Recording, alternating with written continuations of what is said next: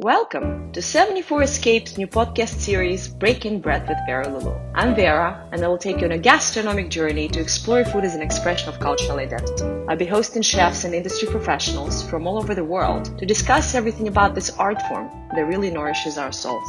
Let's start. On this episode of Breaking Bread, I am so delighted to be speaking with Jeff Gordinier. Jeff has covered not only the world of food for the New York Times and Esquire magazine, but as well as movies, music, poetry, and politics for publications as diverse as Fortune, Elle, and Travel and Leisure. Jeff is the author of highly regarded book, Hungry, Eating, Road Tripping, and Risking It All with the Greatest Chef in the World, a chronicle of the years he spent studying creativity and cuisine with noted chef René Redzepi of Noma and Copenhagen. He has appeared in the John Kwan episode of Netflix series Chef's Table and in Phil Rosenthal's Netflix series Somebody Feed Phil. And I welcome Jeff Gordinier on this episode of Breaking Bread. Dear Jeff, how are you today? I'm doing okay. Nice to see you. Thanks for having me. I'm so pleased to have you. I've been a long time fan of yours. Oh, it's nice.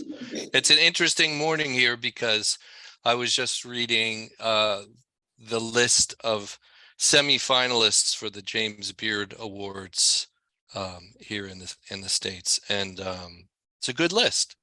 There's always some attendant dispute and controversy with these lists, of course, as there always is with the Oscars, etc. But I think they're doing a good job. It's a very strong, diverse list. And I noticed, for instance, in the best new restaurants category, there were several places that we also honored in the past months at Esquire magazine in our own best new restaurants list, including Nang Juniors in Asheville, North Carolina, and Yongbon Society in Los Angeles, which were two of my picks, and La Royale in Cambridge, Massachusetts, and Cannes in Oregon. So that's always kind of gratifying to see that some of our team's picks at Esquire dovetail with the James Beard picks. It's just good to see good people getting recognized, So there's also a nomination in the New York State category for a restaurant right across the river there. I'm right on the Hudson River here. And across the river is a town called Nyack. It's a village right near the bridge there. And there's a Filipino restaurant. Yeah, there's a place called Carinderia there that I put in Esquire's best new restaurants list back in 2018, I think. And it's a wonderful family-owned Filipino restaurant. I go there all the time with my kids. And I love to see them getting recognition. They're just really, really good people. So it's kind of neat. I don't know. Anyway.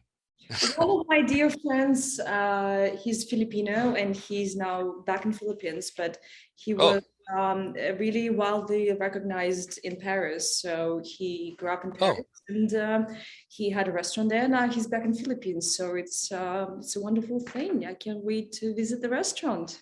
Yeah, it's a lovely spot. There's been a lot of changes in these lists and these awards over the past decade or so. And, it's just a welcome thing. I mean, it's just see how much richer and how much smarter these lists are now than they were a decade ago. Diverse and unexpected. Yeah, it's just a true recognition of what hospitality really can be, in different forms in different places. So, yeah, I don't know.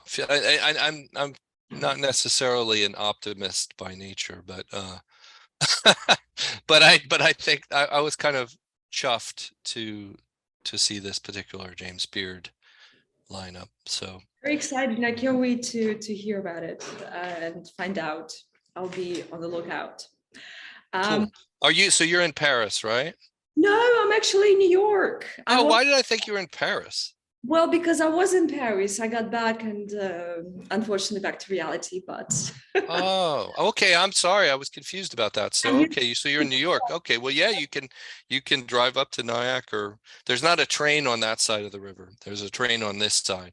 I had a So you really can't. good friend who used to live in Nyack, but it's been ages since I've been back there. Oh, But I would be happy to visit. I was in Paris for the holidays. I'm back oh, but Paris was lovely.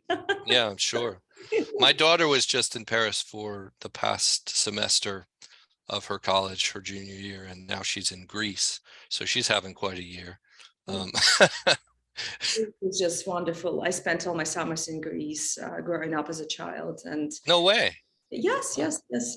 You really absorb the wonderful fish, and there's nothing like Greece. It's just pure simplicity. And it's, wow. Yeah. yeah. I've never been.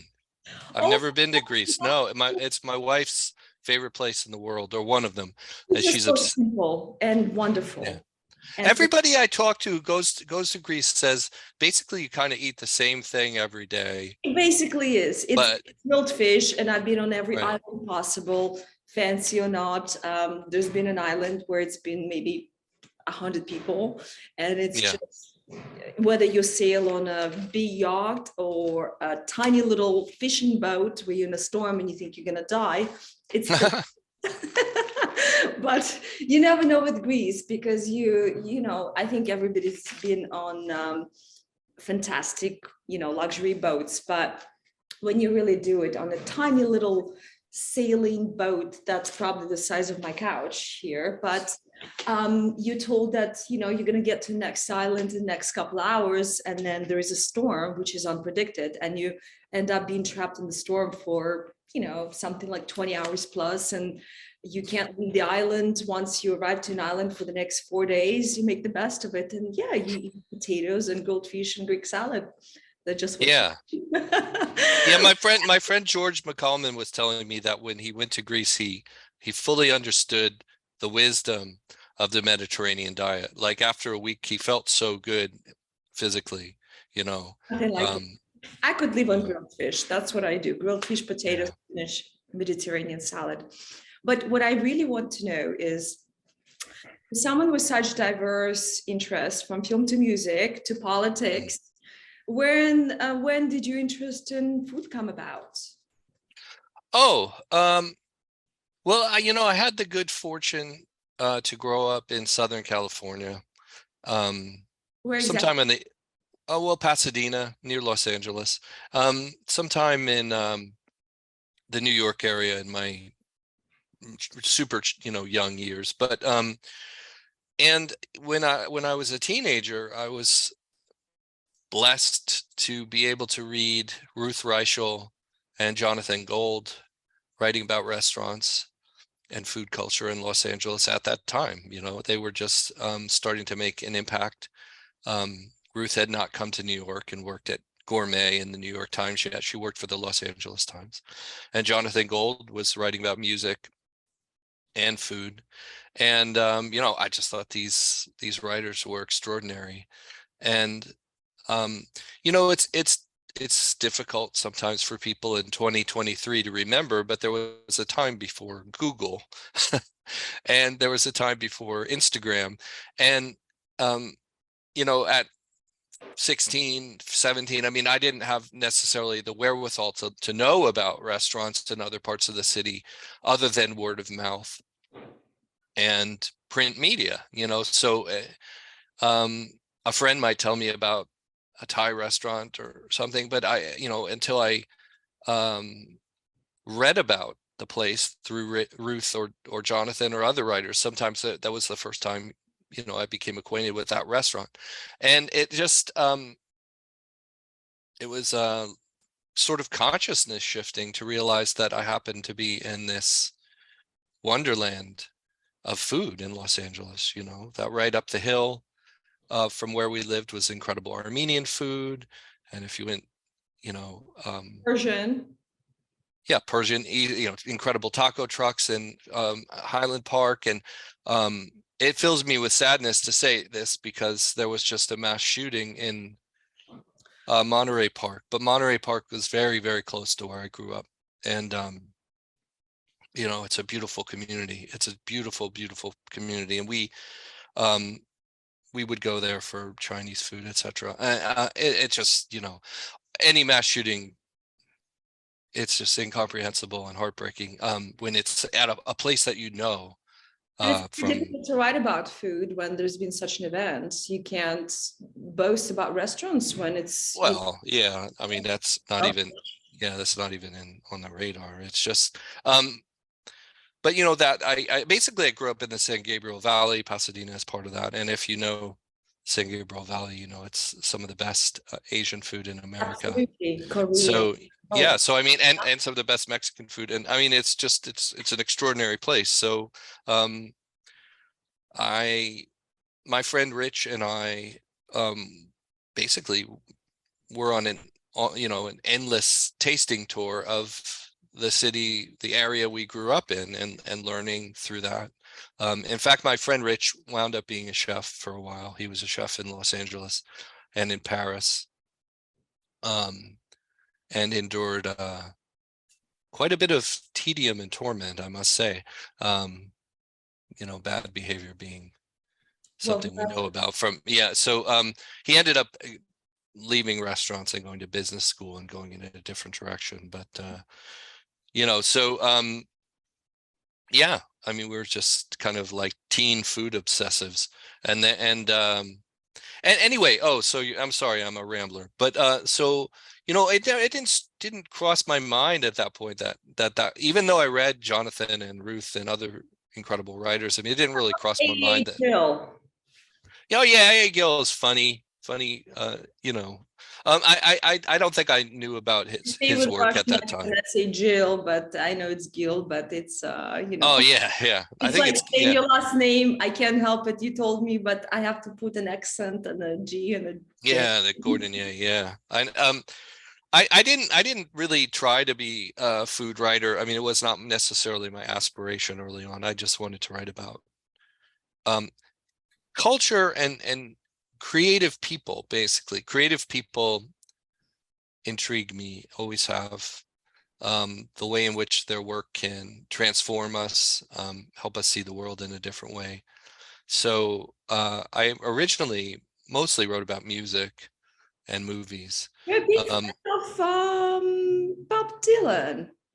Well, sure. Yeah, sure. I mean, but I came to Bob Dylan he's a huge cultural figure. He won the Nobel Prize. But I mean, when I was a teenager, I came to Bob Dylan through an unusual portal because I was very active in my church. I was very religious. And and so Bob Dylan and what's that? As a Catholic? No, I'm not Catholic. No, I was raised Presbyterian. But basically there was like an evangelical wing of Presbyterianism or whatever in Southern California. I went to several Bible studies a week, and I mean, it's kind of hard to contemplate now in retrospect, but it was a huge part of my life. And Bob Dylan went through a born again Christian phase in the 80s. So I first heard his music kind of with intention after he put out the album Slow Train Coming, which was like a kind of, his Jesus album. So, I mean, there's unusual pathways I've taken, you might say. I think you can have lots of conversations with my partner about. Oh yeah. He's number one fan. So. Oh, of Dylan, yeah. I mean, basically, a lot of what broke me out of a sort of mental framework I was in as a kid was poetry and punk rock, So I went to see The Clash when I was 14, and it just kind of woke me up, changed the way I looked at the world. And I was drawn to a lot of poets almost at random in the beginning. I mean, just randomly picking up things in the bookstore, in a bookstore called Vroman's in Pasadena. That's pretty famous Southern California bookstore. I would go in there and just wander around and just sort of really, truly arbitrarily pick up books and flip through them. Oh yeah. I mean, to me, it's a wonderful way to drift, So I picked up a book by Lawrence. Awesome. It's if you live in New York City, sorry to interrupt. I have some books, I don't know what to do with them. And I made a point where I don't know if I should do a Kindle or just get a second storage, because it's just all over the place and then you become a hoarder. So Yeah, well, Vera, I'm not going to show you this room I'm in right now, but there's heaps. That table over there has like about 200 books on it. well, I have loads of shelves and they're packed and they're breaking, and then it's just storage after storage, and it's just, what do you do? Yeah. Yeah. I still buy tons of books of poetry, and I review poetry for the New York Times now and then. Do you read Russian poetry? Do you have any favorites? Any Akhmatova, yeah, like Akhmatova. I'm probably saying your name. Yes. Yeah. What about, are you a fan of Nabokov at all? Well, sure. Yeah. Yeah. But sometimes I feel like well, not just with Russian poetry, but any poetry in translation, I know I'm missing things, right? I mean, the music of poetry is so impossibly linked to the sound of the language. I mean, it just is that you're not just, the sound of many of the English language poets I love. I can't really imagine it. Byron. You don't even get me started. I don't even know where to begin. I mean, I've had this bizarre practice for 14 years where I buy books of poetry based on, I go to a store and I flip through them, and if something leaps out at me, I buy the book, right? I think that's everybody, no? No, that's not the practice. So then I come home and I open the book to that poem. I have some right here, and I type it up word for word, exactly the same spacing, and to sort of understand the music of the poem and the mechanics of the poem. And then I share it with 60 different friends. It's not a mass email. They each get it individually. So in fact, some chefs are on that list. Massimo Bottura has gotten the poems, Dominique Crenn, and I don't expect discussion. I don't necessarily, it's not a book club. Like if they do want to comment, it's lovely and I learn a lot from that, but it's really just a kind of gesture of community and yeah, and like sort of like secular prayer. I mean, there's probably still a sort of religious component of this for me. It's a kind of prayer, and it's a way to step aside from work and give yourself some rest and breathing in the middle of a day and type up a poem and share it. I don't do it every day, Vera. I used to do it every day, literally every day. You're quite a romantic, like your bestie Frances Malman. I unfortunately probably am, much to my demise, my doom, I suspect. I also send people postcards. Yes, I heard about that. Yeah, I have pre-stamped postcards that I send to people. But no wonder you got along so well with Francis. I mean, he's quite a romantic, isn't he? Yeah, you could say that. Enjoyed the article on him. I thought it was so beautiful and poetic. Oh, thanks. Yeah, he's an interesting guy. He actually did. I work with an organization called Kotzbahn. It's like a cultural, cultural festival park north of me in Tivoli, New York, and we had Francis come to a dinner this past. I mean, I guess it was fall. It was like very late summer, sort of the onset of fall. We had live music. We did a talk with Francis. It's really fun. I mean, it's interesting. He's got this whole shtick that accompanies him, and his clothes and his pronouncements and romantic manner. When you actually eat his food, I love his food, and his food is great. I mean, he is a great. My favorite thing in the world is a beef schnitzel, and nobody does beef schnitzel. And I always get that every time in Miami and I'm at Faena, I get his beef schnitzel. It's one of my favorite things in the world. Oh, wow. That's interesting. Yeah. I mean, like he started the dinner in Tivoli with these empanadas, that they were like heating up a la plancha. And I mean, everybody at this party was like, I've never had an empanada this good. It was really, it's Anybody who says my two loves in life is Paris and potatoes, that's me. I would say Paris is my second and potatoes is my number one. I could just have a potato a day or have potatoes anyway, and I'm sold. I'll sell my I love potatoes so much. Oftentimes when if we do the kind of just steak and baked potatoes dinner here at home with my kids and everything, I will bake way more potatoes than I need. Like I'll bake like 12 potatoes, and then I just chop them up all week in put them in tacos, potatoes, even potato vapeur, everything I cook, whether it's a fish or steak, I have to have a potato on the side. And coming from very modest upbringing, where I was born in Siberia, my grandmother, she actually garden in outside of Moscow. She grew her own vegetables, and she would I previously talked about in my podcast.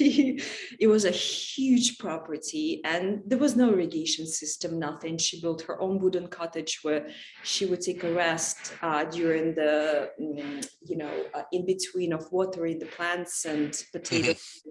So she would have this wooden thing on her shoulders where she would carry buckets of water to water all the vegetables and potatoes and scarecrows that she built up. And so she would dig the potatoes, and everything was stored underneath the ground. And if it was, cucumbers and tomatoes, we would pickle them.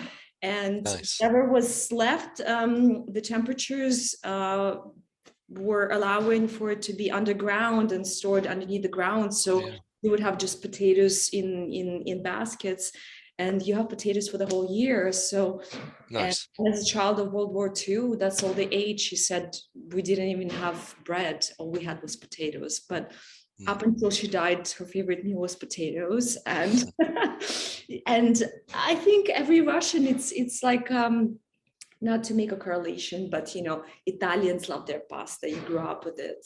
In Asian culture, you respect rice. You love the rice. For the Russians, we love our potatoes. It's just what you grew up with, and whatever in it doesn't matter. Did you know where I've been is Novosibirsk? I've actually been to Siberia. My father was born there. No way. Yes, my father was born and raised there, and I am from Yakutsk. So it's I don't remember much of it. I was 3 years old when we moved to Moscow. But my family is from Novosibirsk and Yakutsk. But wow, I've done the banya there and the whole thing out in the taiga. I wrote a piece for Details magazine years ago about Maxim Vengerov. You know him, the violinist, who's from Novosibirsk. So I do. So I went home with him basically. So it's so fascinating that Francis, who is from Spanish from South America, it's when he did his 9-course, I read the article on it, 9-course menu on potatoes. Oh yeah. My heart started to beat, and I thought it was just so beautiful. And I thought I'd never meet somebody. I never met him personally, but I never met a person who loves potatoes as much as me. Awesome. Where do you eat in New York City? Where do I eat? Yeah. To be quite honest, I cook a lot, obviously, for a living. That's my main job. And at home, I eat very simple. I like to eat grilled branzino, yada yada, oysters.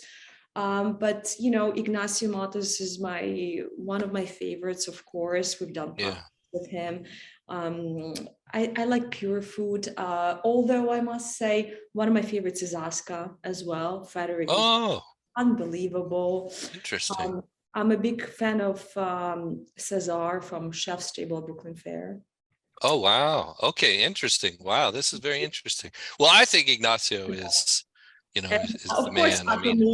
Atomix, but I must mention a restaurant that is so underrated for some reason, Jungsik, which is a Korean fine dining. Absolutely love it. I do love sushi, of course, but being in Tokyo, you're spoiled. But sushi amane, sushi nos, anything that's really omakase, huge fan. I'm supposed to go to Yoshino tomorrow night. Oh, how exciting! Yeah, that Pete Wells from the New York Times gave 4 stars to it, and I'll be completely candid. I mean, I cannot afford that, but a friend can and is very generously taking me along. So, so I got to ask you. I want to ask you. I ask you some questions because you love Asuka and Atomix. Like, how do you feel about fine dining? Fine dining is in this position right now of controversy and crisis. People That's wondering the if same it's question. just I think it's a very relative concept. I do 100% appreciate it. I'm the kind of person, I'm very extreme in every way, whether it's art, food, or fashion. I can buy a little decoration for the house, it's $2, and then it can be an art that's really massive. And it's the same way with fashion and food for me. So listen, I'm happy sometimes with McDonald's. I love fast food, not on a daily basis, of course, but absolutely love fine dining as well. So it's such a relative concept. I mean, like we talked about back in the 80s, Red Lobster was fine dining, but what's fine dining? Do I want to do it every day? I don't. It's an experience, and I think if it's done well, but from my humble upbringing in Russia, for me, it was a lot of homemade food. And I grew up on just even a meatball and a pickle and a potato. And I was super happy. And on a daily basis, because I cook so much, especially for clients that are, can be quite into fine dining. I cook a lot of that. So when I come home, I don't want to have that. I want to have a chicken noodle soup, and I want to have a baked potato, or just a meatball, or like a piece of bread with cheese and butter. So, but I do love chefs and what they do. And for me, it's a challenge as well to experience. And if I travel, most of it has to do with food as well. So for me, it's a wild range. Tomorrow I might just do like a penne with a Parmigiano cheese and butter, olive oil. And then in 2 days, I'll go to Asuka. So it's a balance. And that being said, I'm a huge fan, of course, of Daniel Rose and Le Coucou. And I think Ignacio Matos does an incredible job of doing small plates that are quite interesting. They're simple, but they're just really creative plates without being too like, I could eat that every day, and that's the part that New York is missing. It's, hey, do you want to do Italian or is it Chinese?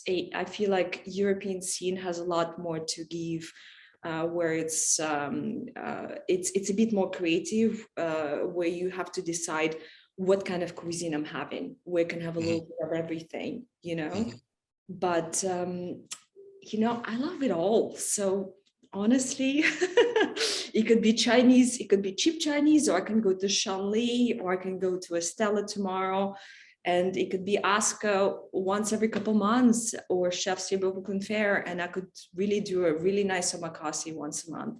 So I really love it all. I can help it. And if my mom calls me and she says, hey, I'm making cabbage rolls, I'll be right over in Queens. So food is food, and it's tastier when somebody else makes it, because when you do, it's what you made. So I'm happy. I've never been to Chef's Table at Brooklyn Fair. Oh, it's incredible. I think what Cesar does is absolutely impeccable every time. It's just impeccable. And ingredients, and it's just, I think he's a genius, really. I think fine dining in, especially New York City, it's still a little bit behind, where some restaurants are given 3 stars, 2 stars. But if I was in Europe, I wouldn't give them those stars. But 100% Cesar, even if he was in Europe, I would. It's worth it, And Michelin can be tricky, yes, but chef's table book on Ferris, to me, it's just flawless. Hmm. Flawless in every time, every dish. It's impeccable. Hmm. Not to mention the service, and they're just amazing. Hmm. So yeah, and I'm very happy they survived, unfortunately, COVID, and yeah.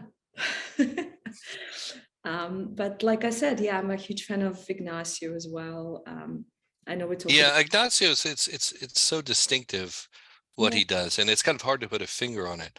And I But was there's so certain touched when we closed Flora Bar. I was right well, next to it. Flora Bar that broke my heart. I I, mean, I live uptown, so for me, oh it's neighborhood restaurants, Madison Avenue. It's a bit mainstream, yes. So yeah, when you work so much and you have like one day off, I have to plan a meal. It's a bit difficult. Sometimes you just want to be lazy, and I can even order pizza from Serafina or even go to Shake Shack, right? Greasy. For me to make a commitment to go out for a meal, especially downtown, it's an effort because it's 45 minutes in a taxi, metro, whatever. You have to really be committed. And that was my only go-to uptown. That was diverse, yeah, cool, and beautiful room. And yeah. that closed, I said, wow, there is nothing more uptown that's on that level, which was just fun. Yeah, I mean, like, I don't know if you get this, but I get asked just about every day where to eat in New York. People email me, DM me, and I have an ever evolving cut and paste list, right?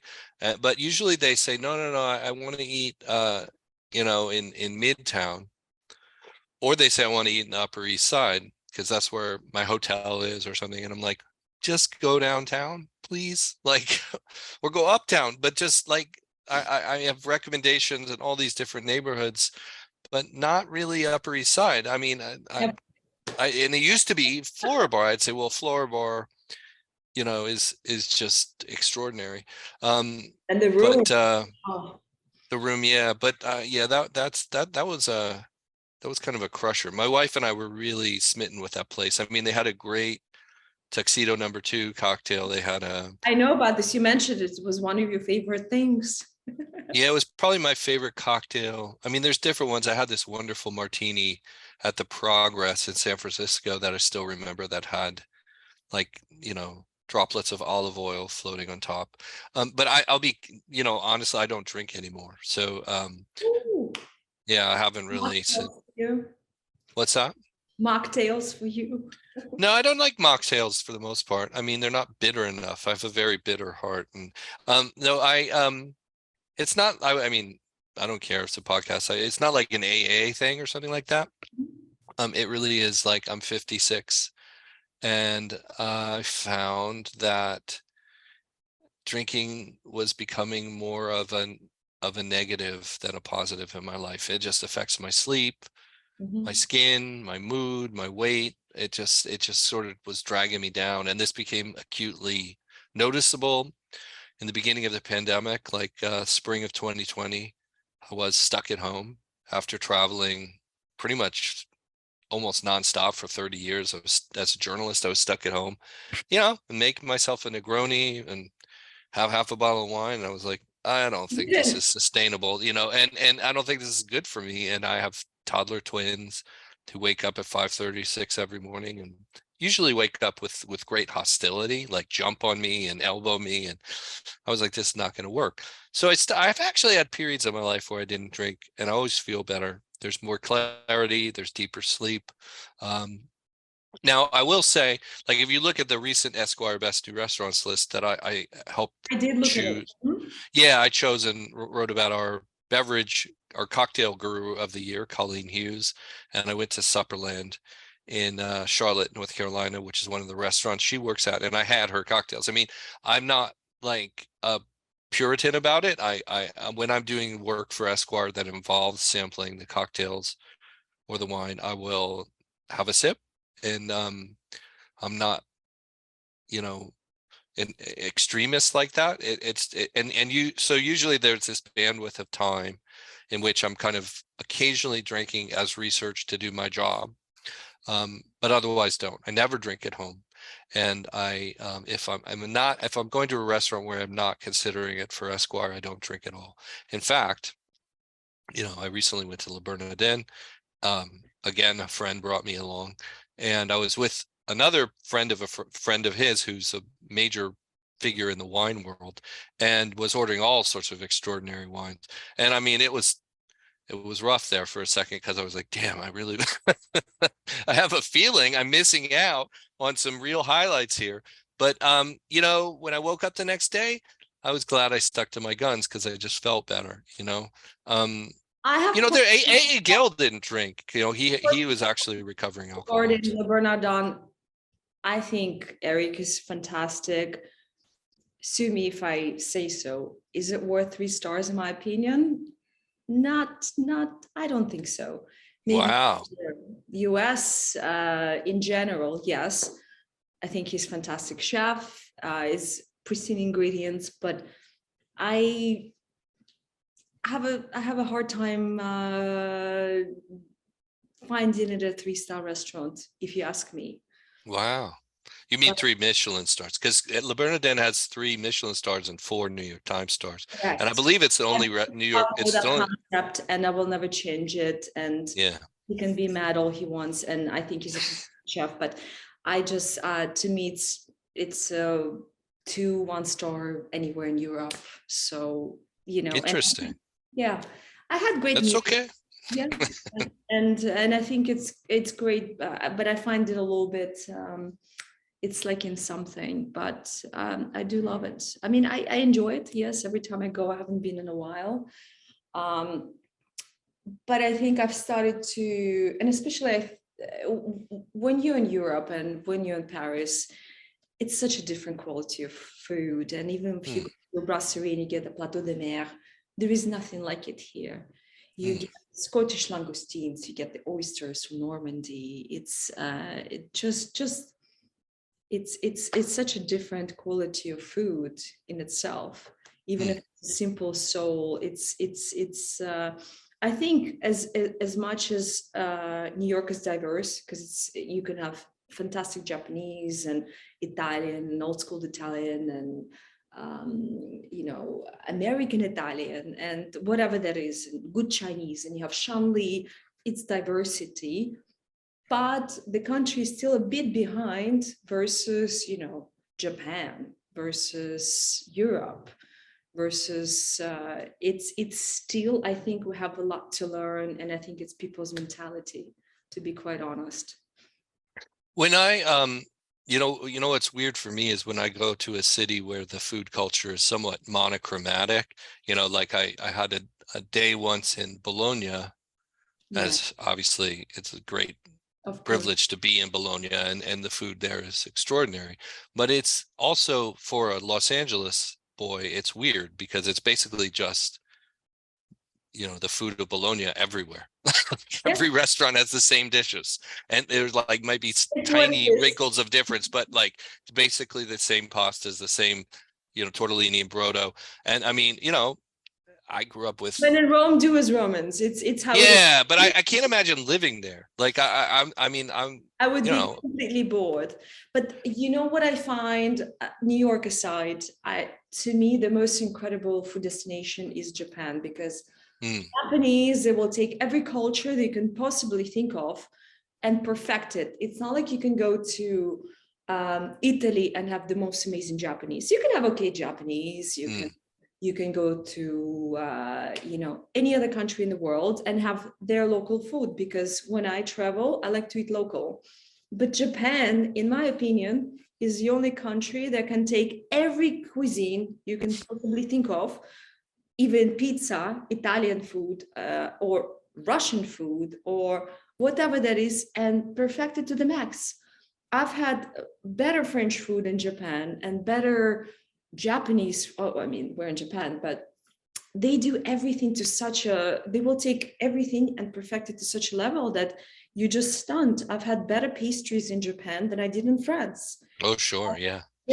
They're just out of their minds. I don't know if that's the Japanese. It's just a commitment to perfection and to the best ingredients, I've had Russian food in Japan, and I said, I can't believe it. And when I told Italians that I had fantastic pizzas and pastas in Japan, they said it's not possible. I said, I am telling you, there is so many chefs who do unbelievable pizza and pasta in Japan, and they could not comprehend it. But Japanese is just their work ethic and how much they work, and their source of ingredients, and just their work ethic. They will do everything to make it better than your own country. So I think Japan is not just good for Japanese food, but to me it was mind-blowing how much they can take something that's not their own and make it 10 times better than your own. So that was the beauty of Japan when I was there and lived there for a short period of time. But well, my experience recently and briefly in Japan certainly brought that home in terms of just like the airports, for instance, like the soba I had in the airport, the Haneda airport in Tokyo, was better than really just almost any soba you could find in the United States. And this was not 7-Eleven food in between. Yeah, the 7-Eleven. Yeah, I mean, I have better sushi at 7-Eleven than I do in some of the restaurants in New York City where I pay top dollar for. It's unbelievable. Yeah, even like I was in a park, a public park in Matsuyama, which is not a city people name a lot in terms of food culture in Japan, and weird circumstances why I was there, but I was there, and it was a lovely town. And I noticed that there was an older couple that had a truck parked there, and I walked over, and they were selling yakitori just out of the back of the van, basically. And I mean, this yakitori was extraordinary. You know, they had they had so much care they were putting into it. And I was like, wow, you know, obviously there's these super high end, like Michelin starred yakitori places. But even then, it's so affordable. It's less than yes, here. Yeah, you know, my whole lunch from the couple at the van was like $6 or something, and I mean, I was like, I'll have that, I'll have that, I'll have that. $6 won't get you a coffee at Starbucks in New York City. So. No, it was. But you're right. Yeah, it's really interesting. I mean, I still remember I had a very brief time in Tokyo, and I mean, very brief. Like, I mean, not even a full day. I basically was gonna check into a hotel and then go to sleep and have to go to the airport. So, but obviously you want to pack in as much as you can. And I found out there was a sushi place. Also the hours, like I checked in the hotel at like 3 in the afternoon, and there was not much open because there's places open for lunch hours and then dinner hours. But at 3 is like this ghost town. There was nothing open then. So I found out there was a more casual sushi place literally a block away that was open all day. So I just went in there, because I was like, I got to get some sushi, you know, even if it's not, you know, the most famous place. I want to have you some. have to reserve years before and months before if you really want to go to like, you know, sushi. Yeah, that's the other thing. I mean, I was just winging it. Even sushi belts are better than most of the high restaurants here. So well, that's what I'm saying. I went to this place that I just walked a block from the hotel, walked in, sat at the counter, and was blown away. Yeah, it was so great. And I mean, it was like not expensive, not fancy, not famous, and I'm sure there are many levels, of course, beyond it. But I was so satisfied and so happy to the quality of the rice, the quality of the fish. Yeah, it's something else. You know, I mean, but you know, I find that to be the case in Mexico too, with the quality of tortillas, and you know, the ingredients are often just better in the place they're from. You know, that's just the truth. Let's talk a bit about Francis. You're obsessed with Francis. Oh, he's such romantic, and he drinks wine in the morning, and he loves and appreciates women, and I love how he thinks that they're better. He does. But it's just so charming, and he's one of the chefs that is just so appreciative, and so just really just romantic, where he's not romanticized by I think media, but just in general. And you know, he's very polarizing. You know, it's funny to hear your response, because I've heard a wide range of responses to the very existence of Francis Moman, from I'm in love with him to, He represents the, the last ashes of the patriarchy. I've heard it all, and in a way, everyone's correct. Listen, He probably wouldn't even deny the patriarchy part. anybody who loves cinema, he loves French film, and from what He's I've he's a cultured gentleman. very Yeah, cultured, watches movies, and yeah. I'll tell you a story. Watching films and how he cooks. And as I grow older, I used to be so into gastronomy, and I still appreciate it, like I said, fine dining. But honestly, sometimes I just want like a grilled bread with tomatoes and a baked potato and some meat. It's really so simple at the end of the day. Yeah, the best thing I had when I went to Francis's island in Patagonia, I mean, his cooking is really great. I gotta say, you gotta experience it. You're like, oh my God, he does have something. It doesn't, you don't necessarily, you can't necessarily tell from afar, but when you're eating it, you're very shocked to hear, and sorry to interrupt you, because it's all right. Like most of people, I was thinking you arrive and it's gorgeous mountains and lakes, and what you described in the beginning. I was so shocked. I said, oh my goodness, it doesn't turn me off. I will still go through that with the rain boots and a coat. I'm a Siberian, but yeah, you have this image of Patagonia, you arrive and it's a beautiful little heaven. Obviously it's not. You have to go through excruciating 24-hour travel, which also I'm comfortable with, but it's not you. It's not like you arrive and you're in this piece of palms and well, no, yeah. I mean, when I went, it was winter. It was their winter, so it was cold as hell. Dirt and snow. And I was tired. I mean, but that it's really true with him that the best things he cooks are the simple things. And love that. I mean, almost everything is simple, but like he had two things I will say that I had in Patagonia. One was this crepe or the lamb soup. Well, the crepe with like dulce de leche is just is extraordinary. But I mean, he made this kind of Persian buttered rice. It wasn't quite a tadig, but it was like yeah, but it wasn't quite that. It was just basically rice in a skillet with a lot of butter, like a lot of butter. I actually cook for Persians, and they are American Persian, but I make tadig at least a week. So I would love to think that I perfected it, but it's every time I flip it, it's my heart is like, you never know. But every time it really comes out and you got that beautiful crust, and it's you don't have a control over it. It's not like you can sear the chicken or sear the beef or chop tuna tartare. You really don't know what's happening there, and it depends on humidity.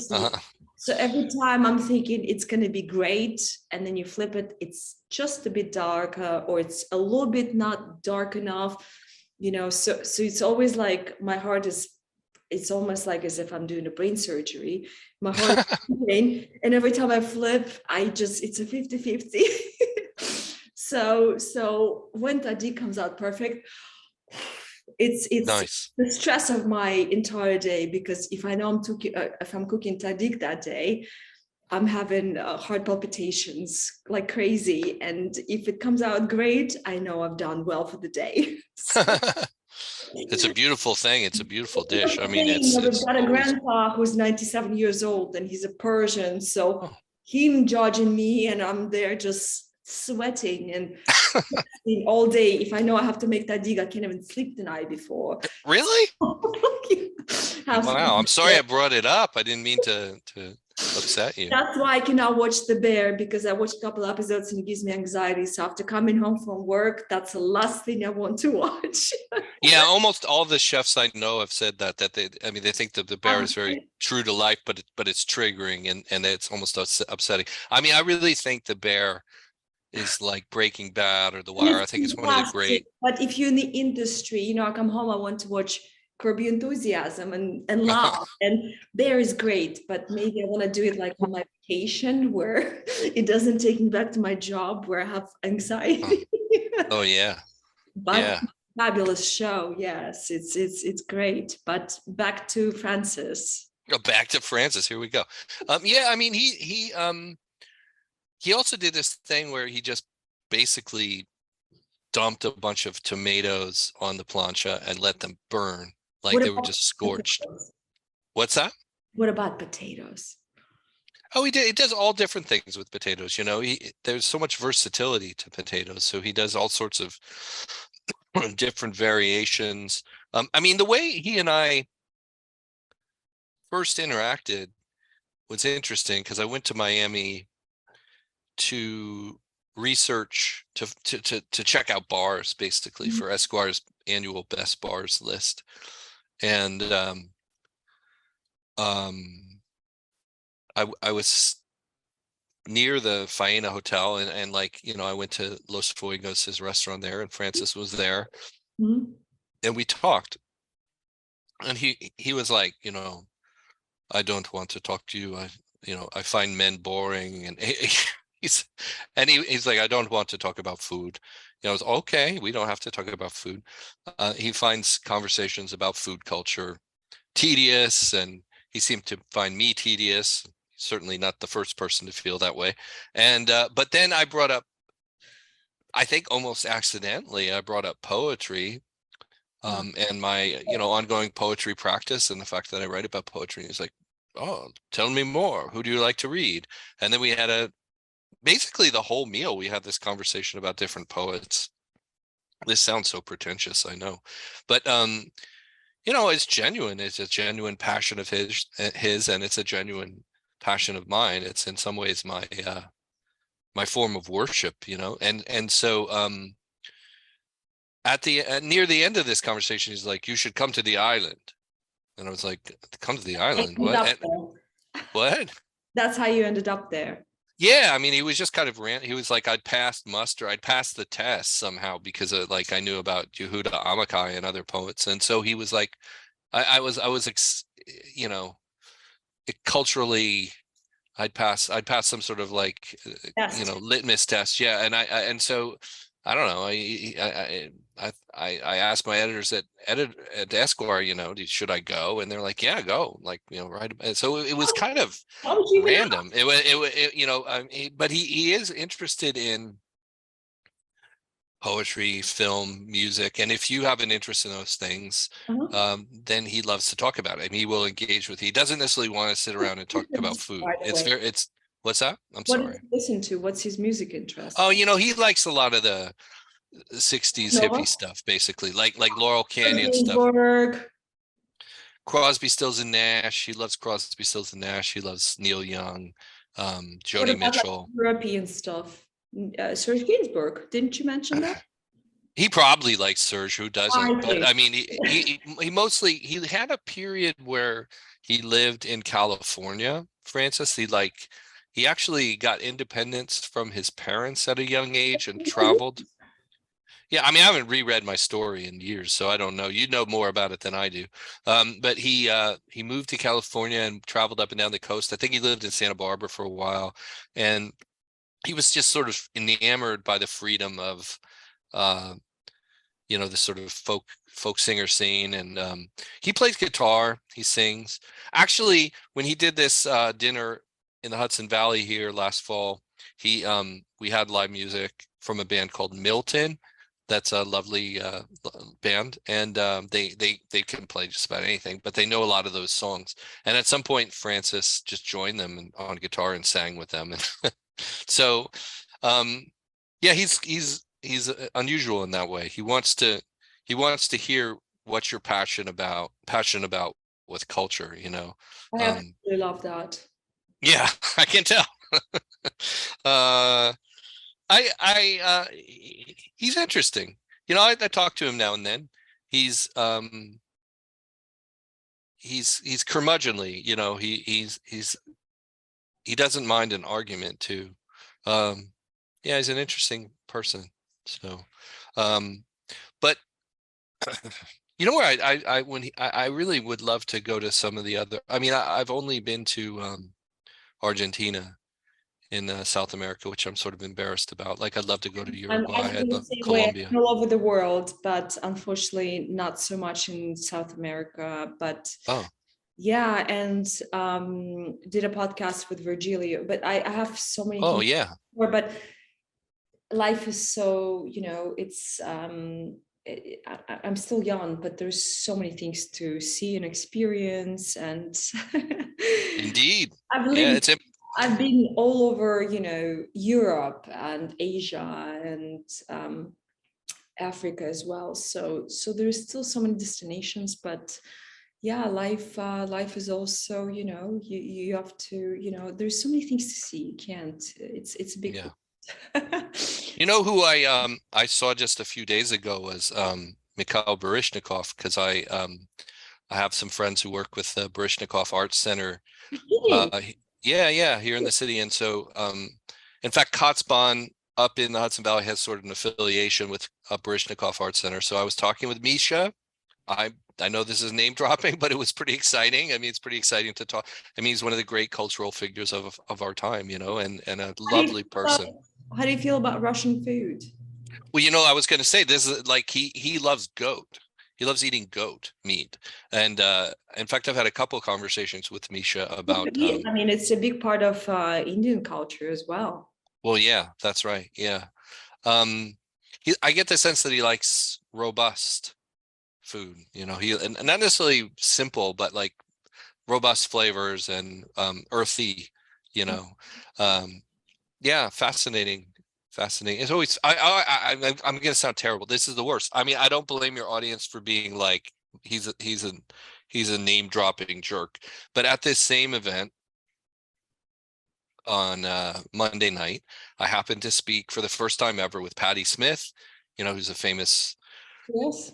rock and roll legend, National Book Yes. Award winner. And Patti Smith has been a hero of mine since I was 15, 14, I don't know, around the time I heard saw the Clash in concert. And I was quite nervous to meet her.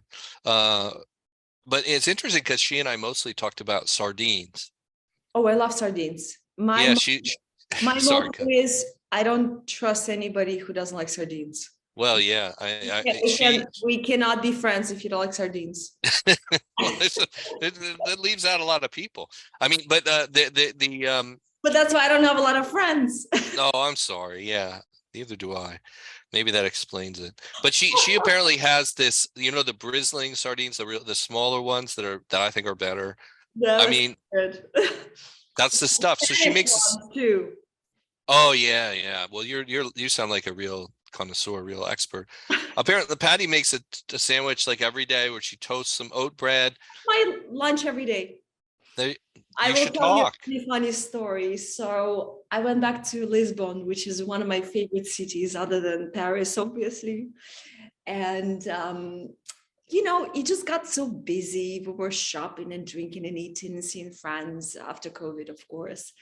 And the entire time I said, I need to stock up on things and especially canned goods because they're just amazing. Of course, I didn't do any of that. In a rush, we packed, and here we are at the airport, and there is this cute shop which has all the canned goods, the cute one. Oh yeah. And we're not late to the flight, but the airport was a bit weird. So my partner runs alone and he says, I'll meet you at the gate. Almost 45 minutes later, I have security and him running to me and saying, they're about to take off the plane. What the hell are you doing? I said, well, Oh no. and I'm like with 3 bags of canned goods. So I said, what do you mean? I'm getting smoked sardines. And so I was willing to miss a flight over That's funny. smoked fish and soda, and he was so angry with me, poor thing. But yes, so anyway, I still have some goods from Portugal, but getting low over there. But I could eat, like, Portuguese cuisine is sort of, again, like I said about Bologna, I would never want to be limited to the same cuisine all the time, because I just grew up having so many different types of cuisines, but there is something about there's something about Portuguese food culture that resonates, that I love so much, the fresh sardines and they're tourist, and they have everything that you can have. So they have seafood and fantastic oysters, by the way, and they also do amazing meat. So it's you never really get bored. And although it's not typical for Lisbon, but we did experience this amazing restaurant, which was Asian. I forgot the name, but it was next to our Airbnb. And they did fantastic Asian food as well. Oh, So we were not bored there for a second. And for a person that, I can, eat different things every day, but I still tend to get bored in different cities. So for us, it was just always so much fun. And yeah, I can't wait. there's a clam dish in Portugal that's Oh, it's the you know, best. yeah, named after a poet there, Yeah. and it has like cilantro and garlic and And it's at Ramiro. It's where Anthony Bourdain went as well. yeah, I But mean, but it's everywhere. It's like in every restaurant. And my wife it's was different. They're so buttery and they're small and the shape is different. Oh, I ordered it every place. Like, and I ordered it. I would even have it for breakfast. I would just keep having it, and I'd like to see how it was interpreted differently and different. But my wife was like, "Please stop with that clam dish. Are you like branch out?" But it's just it's just a wonderful. It's such a treat. So yeah, and that's how I feel about sardines too. I mean, it was funny talking to Patty Smith and that, like, okay, all these years, I'm 56 and, you know, like 40 years, I've like been fixated on Patty Smith's writing and music. And here I am talking with her about a sardine sandwich. Like, that's what it's come to. Okay. I It think was it's like my life has some strange arcs. well, you also love David Bowie. Imagine you met him and he said, I'm not a fan of seafood, or I don't really care about what I eat. I mean, how would you feel about him? You know, I interviewed Bowie a couple times. He used to kind of occupy Emilio's Bellato in New York City. Do you know Emilio's Bellato? Mhm. He used to like eat there all the time. I think he and Amon lived close to there. So I know he liked to eat. Did he not like seafood? Did you hear that? No, I'm just throwing this out. For example, Oh, okay. You kind of freaked me out there. I was like, I don't remember him having any resistance to particular foods. I mean, I will say that I was distressed by his smoking. Um, we've all got our faults. We've all got our vices. Um, I get bummed when people smoke because it's going to probably shorten your life, and but I'm not one to pass judgment. He was a real gentleman both times I interviewed him. He was not only on time, he was early for both interviews, which is really rare with celebrities when you have the opportunity to meet them. Keanu Reeves was also early. He was really, really cool guy. oh, I know. I've seen him a couple times, Cafe de Fleur, Oh but yeah. I'm sure we can speak for many more hours, and we should get lunch and Oh yeah. dinner and just talk more. It's been so exciting. But my Cool. biggest question is, you do have twins. What do Yeah. you cook for them? What is it like for them? Do they like the same things? What's their coming from a foodie like you? What do you cook for them? What do they like? Yeah. Well, I have 4 children actually. My daughter who's in Greece right now, and my son who's in high school, and then the twins who are nearing 5. It's funny, Vera, because they're not identical. They're fraternal twins, and they're extraordinarily different. Different hair, different TV shows they like, different activities they like to do, different personalities, and so Jasper is extraordinarily picky. I mean, the kind of picky that drives you nuts if you love food. Like, really likes the white foods. You sometimes see children have this. They like, yogurt, white bread, American cheese. He really likes these kind of bland touchstones. It kind of torments me. And then Wesley is opposite. He's like the adventurous one. He'll eat anything. He loves chili peppers. He likes pickles. He'll eat spicy things. He'll eat sour things. Sometimes he'll say, "Oh, I don't like that," but he will always try it. And he'll often just grab foods off people's plates and try them. He's like a beast. He just can. And I don't know how this will play out. So we cook, I kind of try to, my wife or I, or my other members of my family, we try to create kind of a range of things to see what they like. And sometimes, Jasper just has the rice. I make a lot of rice. I like rice. Kind of like my job. So I make different things for the entire family where kids only want rice and simple things like paillard, but then it's more adventurous stuff for the adults and this and There that. you go. It's the same. It's like being a private chef. Having 4 kids is like being a private chef. And I in terms of parenting, I have learned some, having this arc of ages, I've learned a lot about the role that you play in terms of introducing your children to culture and food. Essentially, you're kind of planting seeds. You don't know which seeds will blossom, will flourish, right? But the best the children are essentially hardwired when they're born. They have certain personality traits, Sure. physical traits. They're just from the start, and you really can't influence that. It's also Even though of conditions, because we are in America, we're a bit privileged. But if we are in Afghanistan or Iran, listen, if there's this on the table, you eat it. Otherwise, you're hungry. But it's a beautiful thing to know that we're in a country where this child just wants fish sticks, so this one wants tuna tartare. So voila. So they're so lucky to have us to be able to bring this produce to them and make them happy, and they grow up with a range of cuisines and things and have access to that. Yeah, I just try to take them. My son Toby, who's in high school, he did go through a picky phase, but I would take him out to restaurants, as much as possible, not places where he would have been disruptive or something, but introduce him to Filipino food, Korean food, Taiwanese food, etc. And he's just about to turn 17 in 2 days. These are the cuisines he craves. Now, this is like he's actually quite bored by standard American fare and wants constantly to find flavor and spice and pungency. And I mean, part of the role you play as a parent is just making sure they're aware of that and have a range of experiences so that they approach the world with openness, really, instead of resistance. It's more about cultivating openness, open-heartedness, and an open mind and an open palate. And so I've seen that bears fruit, right, in my children, and it's good to see.